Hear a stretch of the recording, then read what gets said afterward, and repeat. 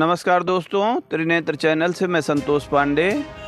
जैसा कि आप लोग जानते हैं कि आने वाली 13 तारीख दिन बुधवार को गुरु पूर्णिमा मनाई जाती है। हाँ, इसी क्रम में आज काशी पीठाधीश्वर के शिष्य कपाली जी महाराज के शिष्य आचार्य जानू शुक्ला जी से हम जानना चाहेंगे कि गुरु पूर्णिमा पर एक खास विशेष बातचीत करेंगे। महाराज जी आज महाराज जी से हमारी मुलाकात हुई। महाराज जी से हम जानना चाहेंगे आपका परिचय। बहुत बहुत धन्यवाद पहले तो आपको और आपके त्रिनेत्र चैनल को जी। मेरा परिचय, मैं काशी पीठाधीश्वर प्रातः स्मरणीय परम पूज्य अवधूत उग्रचंडेश्वर श्री कपाली जी महाराज का शिष्य एवं वर्तमान में सुल्तानपुर जनपद में कादीपुर तहसील में स्थित अघोर पीठ बाबा सत्यनाथ मठ का आचार्य, और इस समय मेरा गृह जनपद यहाँ प्रतापगढ़ है। जी जी। और आपसे मिलकर के मुझे भी बहुत अच्छा लगा। जी महाराज जी, हम जानना चाहेंगे कि आषाढ़ शुक्ल को ही क्यों मनाई जाती है गुरु पूर्णिमा। जी, आपका बहुत अच्छा प्रश्न रहा। आषाढ़ शुक्ल पक्ष को इसलिए गुरु पूर्णिमा मनाई जाती है कि महाभारत के रचयिता भगवान श्री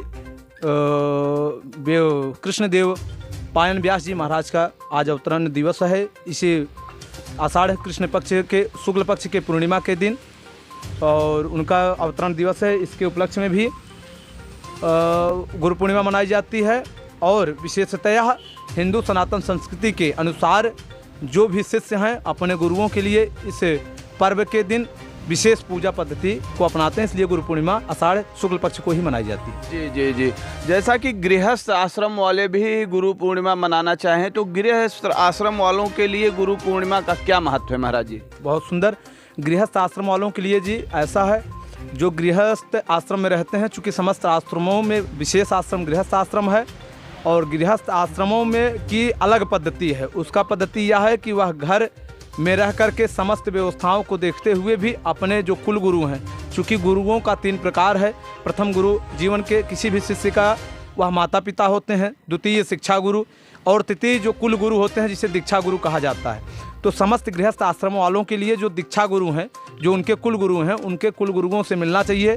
आषाढ़ के शुक्ल पक्ष की पूर्णिमा को दिन उनसे मिल करके उनका पूजन इत्यादि करना चाहिए। अपने दरवाजे पर बुला करके उनका सत्कार करना चाहिए और उनको जो कुछ भी हो सके अपने इच्छानुसार स्वेच्छानुसार दान दक्षिणा देकर के विदाई करनी चाहिए। बहुत ही अच्छी जानकारी गुरु पूर्णिमा पर हमारे आचार्य जानू शुक्ला द्वारा दी जा रही है। हमारा अगला प्रश्न आपसे है कि गुरु पूर्णिमा पर वैदिक परंपरा का क्या महत्व है। बहुत सुंदर। वैदिक परंपरा का यह है जी कि जितने भी कर्मकांड करता हैं, जितने भी सनातन धर्मावलंबी हैं, या ये कह लीजिए कि जितने भी पीठ के आचार्य शंकराचार्य इत्यादि हैं, इन सब के लिए यह विशेष पर्व माना जाता है। चूँकि गृहस्थ आश्रम से उठ करके यदि कुछ विशेष रूप से देखा जाता है, कर्मकांड पद्धति में वैदिक परंपरा ही मानी जाती है, तो उसमें विशेष रूप से यह पूजन है कि जिस आश्रम के अधिष्ठाता जिसके नाम से आश्रम बना है उनका प्रातः पूजन होना चाहिए। पूजन के उपरांत जे उस आश्रम के पीठाधीश्वर हों, पूज्य गुरुओं का भी पूजन होता है। उसके बाद समस्त शिष्य उनके चरण पादुका का पूजन करके चरणामृत पान करते हैं और वहाँ से गुरु पूर्णिमा विशेष रूप से मनाई जाती है। जी जी जी जी। हमारे दर्शक जैसा कि आप लोग देख पा रहे हैं, बहुत ही अगूढ़ जानकारी आचार्य जानू शुक्ला द्वारा दी जा रही है। और हम थोड़ा सा, जैसा कि मैं जानता हूं आपके विषय में कि आप अघोरी पीठ से आप संबंधित हैं, तो अघोर पीठ में कैसे गुरु पूर्णिमा मनाई जाती है। पहले तो मैं आपको यह जानकारी देना चाहूँगा कि जो अघोर परंपरा है जी, वो समस्त परंपराओं में एक विशेष है। क्योंकि अघोर का अर्थ ही होता है यंत्र मंत्र तंत्र, तीनों का सामूहिक जो मिलन है।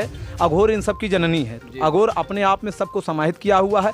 अघोर किसी भी व्यवस्था को लिए इनकार नहीं करता है, वो सबको अपने अंदर ले करके सबको समाहित करके चलता है। तो अघोर परंपरा में, जैसे आपने कहा, मैं अघोर पीठ का आचार्य हूँ। भगवान ब्रह्मा जी के अवतार 2 ही आश्रम हैं भारत में अपने। एक वहाँ है राजस्थान पुष्कर धाम है, या एक हम सब बड़े सौभाग्यशाली हैं सुल्तानपुर जनपद में कादीपुर में भगवान सत्यनाथ जी महाराज की साधना व समाधि स्थल अघोर पीठ बाबा सत्यनाथ मठ के नाम से विख्यात एक आश्रम है। और इस आश्रम पर हमारे परम पूज्य प्रातः स्मरणीय गुरुदेव भगवान के द्वारा प्रातः सूर्योदय के समय बाबा सत्यनाथ जी महाराज की चरण पादुका पूजन होता है। उसके बाद देवाधिदेव महादेव सरकार का पूजन होता है। भक्तमाल संसार के कल्याण हेतु रक्त चंदन से अभिषेक होता है। और फिर उसके बाद समस्त शिष्यों को इकट्ठा हो जाने के बाद बाबा को विशेष रूप से महाराज जी के द्वारा पूर्णाहुति दी जाती है। फिर दोपहर लगभग 10-11 बजे के आसपास पूज्य गुरु जी महाराज का पूजन चालू होता है। उसमें सांस्कृतिक कार्यक्रम भी रखे जाते हैं, सामाजिक गोष्ठियाँ भी रखी जाती हैं और हमारे आश्रम पर विशेषतः सदस्यता अभियान चलाया जाता है जी। अघोर परंपरा में विशेषता यह है कि कोई भी गुरु किसी को शिष्य नहीं बनाता है। अघोर परंपरा का यह नियम है कि एक गुरु को ही उत्पत्ति करता है, वो जिसको ही दीक्षा देता है वो एक गुरु बनाकर छोड़ता है। तो हमारे यह अघोर परंपरा का विशेष महत्व है कि हमारी परंपरा में कोई शिष्य नहीं है, सब गुरु बन के आते हैं। तो उसमें सदस्यता अभियान चलाया जाता है, लोगों को जोड़ा जाता है, जो हमारे आश्रम से जुड़े हैं, जो हमारी परंपरा से प्रभावित हैं, उनको जोड़ा जाता है। तो सदस्यता अभियान भी चलता है। उसके बाद गुरु जी का पूजन भी होता है, आने वाले लोगों के लिए प्रसाद भी वितरण इत्यादि कराया जाता है। तो यह विशेष तौर से हमारे आश्रम पे होता है। इसका अपना अपना विशेष तरीका है। लोग सनातन संस्कृति के में कई से प्रकार हैं, कई से परंपराएं हैं, कई सी पद्धतियां हैं, तो सब अपने अपने हिसाब से अपना अपना। जी, जैसा कि आपने बताया कि अघोर पीठ में कोई भी गुरु नहीं बनाया जाता है, सारे लोग शिष्य ही रहते हैं। दर्शकों को आप थोड़ा सा बताना चाहें कि और अघोर पीठ में और क्या क्या परंपराएं हैं, विशेष परंपराएं? नहीं, अघोर परंपरा तो जी समस्त व्यवस्थाओं का जननी है। जैसे लोग कहते हैं लहसुन मत खाइए, प्याज मत खाइए, यह वैदिक पद्धति में जब आप जाएंगे तो बहुत सी चीज़ों का निषेध है। अघोर परंपरा इन सब चीज़ों के लिए नहीं करता है। परमपिता परमात्मा के प्रति समर्पित रहिए, अपने गुरु के प्रति समर्पित रहिए। सबसे बड़ा ध्येय किसी भी साधक के लिए यह जरूरी है कि वो अपने गुरु के प्रति समर्पित रहे। नहीं, जैसा आप कह रहे हैं कि गुरु अघोर पीठ परंपरा में गुरु का कोई विशेष महत्व नहीं रहता है, ऐसा आपका? नहीं, एक गुरु ही बनाता है। कहने का तात्पर्य यह है कि वहाँ शिष्य नहीं बनाए जाते।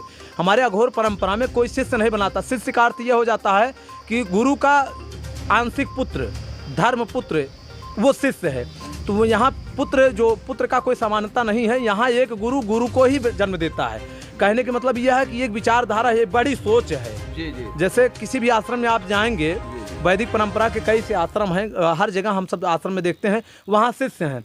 तो हमारे यहाँ शिष्यों का कोई विशेष महत्व नहीं। हमारे यहाँ जो निकल के आता है वो भी एक गुरु रहता है। जैसा कि आपका कहना है कि हमारे यहाँ कोई बहुत ऊंच नीच भेदभाव ऐसा नहीं है, ना तो कोई बहुत गुरु किसी को माना जाए, ना तो किसी को शिष्य, बहुत ज़्यादा अंतर नहीं रहता है। ये बड़ी ही अच्छी परंपरा आपके अघोर पीठ में है। आने वाले गुरु पूर्णिमा पर आने वाले पीढ़ियों को, जो अभी नई पीढ़ियां आ रही हैं, जो थोड़ा सा सनातन धर्म से विमुख भी होती जा रही हैं, हम चाहेंगे थोड़ा सा उनको आप कुछ विशेष संदेश दें कि आप लोग अपने गुरुओं को किस तरीके से गुरु पूर्णिमा पर आप लोग अपने गुरु को मनाएं, या गुरु पूर्णिमा किस तरीके से मनाएं। बहुत मैं बताना चाहूँगा जी, जैसे भी जितने भी सनातन धर्मावलंबी हैं, हमारे हिंदू भाई बहन हैं, इन सब को चाहिए कि अपने घर में जो भी बालक पढ़ने वाले हैं, जो भी शिक्षा में कार्यरत हैं, उनको अपने शिक्षा गुरुओं के प्रति, वो किसी भी कास्ट का हो, कोई भी हो, शिक्षा गुरु होता है। तो उनको चाहिए कि अगर गुरु पूर्णिमा के दिन बालक विद्यालय जा रहा है तो वो अपने गुरु के लिए ना कुछ उनको प्रणाम करे, विशेषतः जाते समय कुछ मीठा इत्यादि ले जाए, गुरु जी को अपने खिलाए और उनसे अपने लिए आशीर्वाद मांगे। चूँकि गुरुओं का जो विशेष महत्व है जीवन में, चूँकि गुरु वो है गुरु ब्रह्मा गुरु विष्णु गुरु देवो महेश्वरा, गुरु साक्षात परब्रह्म तस्मै श्री गुरुवे नमः। तो गुरु ही सब कुछ है। गुरु माता पिता है, गुरु परमेश्वर है, गुरु इष्ट है, गुरु भाई है, गुरु बंधु है। तो गुरु का जो रूप है वो सभी में है। और कहा गया है, गोस्वामी तुलसीदास जी ने लिखा है कि गुरु गोविंद दो खड़े काके लागे पार, बलिहारी गुरु आपकी गोविंद हो बताए। तो जब परमेश्वर से भी बड़ा गुरु है तो उसका पूजन हम पद्धति हमारे यहाँ बहुत विशेष माना गया है। तो जो शिक्षारत हैं, मैं उन युवाओं भाई बहनों को कहना चाहूँगा, आप अपने गुरुओं का सम्मान करिए, उनसे दिन और प्रतिदिन कुछ नया सीखने के लिए इच्छुक रहिए और कुछ नया सीखिए। और अपने माता पिता का भी सम्मान करिए, प्रातः उठ करके उन सबको प्रणाम करिए। और विशेषतः जो गृहस्थ आश्रम में रह रहे हैं हमारे भाई बंधु, जो अपने गुरु के पास नहीं पहुंच पा रहे हैं, वो उनकी एक प्रतिमा, एक फ़ोटो रख लें, उनका पूजन इत्यादि करें, उनके सामने कुछ भोग इत्यादि लगावें, मीठा फल। उसके बाद अपने आसपास के लोगों को कुल फल मीठा बांट करके गुरु पूर्णिमा मनावें। बहुत बहुत धन्यवाद आपका आचार्य अनुज शुक्ला जी, बहुत ही अच्छी जानकारी आप लोगों द्वारा दी गई। और एक विशेष संदेश दिया गया आने वाली पीढ़ियों पर, जैसा कि जो भी छात्र पढ़ाई कर रहे हैं, नवयुवक हैं, उन लोगों को भी आपने बहुत ही अच्छा संदेश दिया है, बहुत ही अच्छी बातें बताई हैं कि आप अपने गुरुओं का सम्मान करें। और बहुत पहले तुलसीदास जी ने भी लिखा था कि गुरु गोविंद दो खड़े काके लागों पाएँ, तो बलिहारी गुरु आपने गोविंद दियो बताए। तो गोस्वामी तुलसीदास जी ने भी भगवान से भी बढ़कर गुरु को महत्व दिया है। तो आज आप का बहुत बहुत धन्यवाद आचार्य अनु शुक्ला जी। हमारी टीम, हमारा त्रिनेत्र चैनल आपका बहुत बहुत धन्यवाद ज्ञापित करता है। धन्यवाद। हम अपने दर्शकों से अनुरोध करना चाहेंगे कि हमारे त्रिनेत्र चैनल को लाइक करें और सब्सक्राइब करें। बहुत बहुत धन्यवाद आपका।